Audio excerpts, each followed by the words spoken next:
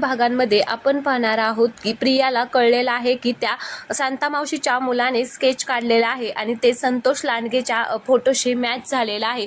हे आता प्रियाला कळताच प्रिया खूपच घाबरलेली असते। तिला आता काहीच कळत नसतं।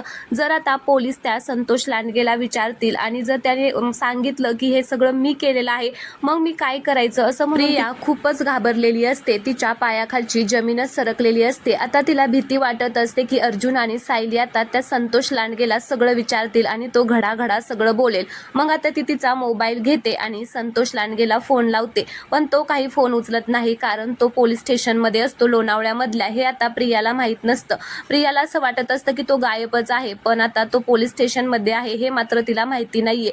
ती आता फोन लावत असते पण तो काही तिकडे फोन उचलत नसतो। प्रिया म्हणत असते की अरे फोन उचल, पण काही तो फोन उचलत नाही। मग प्रिया म्हणते की आता काय करू, ह्याच्या बरोबर कसा कॉन्टॅक्ट करू। मग प्रिया सदा आणि मैनाला कॉल करत असते, पण आता ते दोघेही फोन उचलत नाही। तर इकडे आता मैना म्हणत असते की आता बघा कशी पोरगी फोन करतीये, असेल तिचं काय म्हणूनच आता फोन करत असेल, पण आपण सुद्धा आता फोन उचलायचा नाही आणि हिच्याशी बोलायचं नाहीये। सायलीने आपल्याला विश्वासाने फोन दिलेला आहे आणि असा आपण विश्वासघात करायचा नाही असं म्हणून आता सदा आणि मैना सुद्धा तिचा फोन उचलत नाही। त्यावेळेस सदा सुद्धा म्हणतो की तू बरोबर बोलतीये मैने, आपण तिचा फोन उचलायचा नाही असं म्हणून आता ते दोघे जण तिला चांगलंच आता धडा शिकवणार आहेत आणि ते सुद्धा आता फोन उचलणार नाहीये। प्रिया मात्र इकडे खूपच वैतागलेली असते।